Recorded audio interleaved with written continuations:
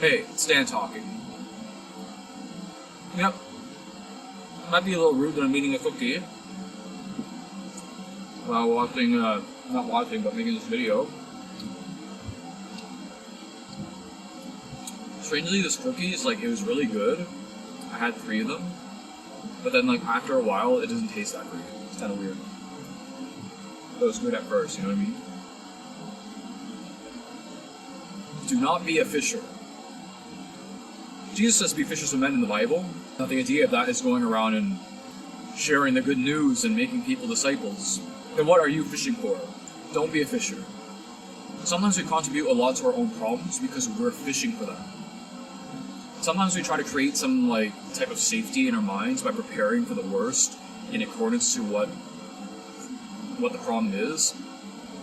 But really you're just contributing to your problem because you fishing for it is bringing in or having the problem resurface in your mind, then creating another weight on your shoulders.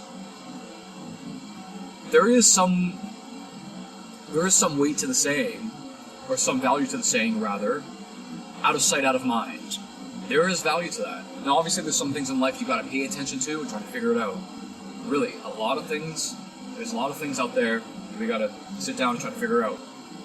But in an instance where some kind of thing is really bothering us, we need to try to collect ourselves and try to rise above. Fishing for anything like information that is related to said thing, you're really just contributing more to what this issue is, because now it's this relevant big thing in your mind, when really the mental torment of it all was already a problem to begin with. And then it becomes something that you're doing. You're the one fishing. If you're looking to get to a point where it is redundant, how are you actually going to tangibly believe that for yourself, identify that for yourself, and start feeling that for yourself if you're always going back and fishing more in relation to whatever that is? You'll never be really making much progress there because you're always going back, always going back. So imagine if you have white shoes, right, and you really want your shoes to be white and they've been dirty for so long, and you just really want them white now.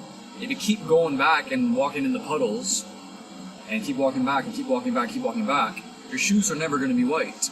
You're the one that's walking in the puddles. Recognize today that you don't have to walk in those puddles. You can walk around it, you can walk another way, go completely other direction, and eventually you won't even think about walking in the puddles because you just have a whole new path. And in return, you have clean shoes. Like I was saying again, constantly fishing for things as related to whatever said problem is, or whatever issue it is, you're just going back to it, and in a way fueling it, especially in your mind. If you're looking to have mental peace over it and rise above, keep going back and fishing for more. And I understand because some people try to do this in a way to brace themselves for potential bad news or an uncomfortable situation. But ultimately, you are the one making that uncomfortable information for yourself. And what are you gonna do about it? Fishing for it isn't helping. Take the pole and throw it away. I don't need to fish. Don't go walking in the puddles anymore. Make your shoes white. Don't be a fisher.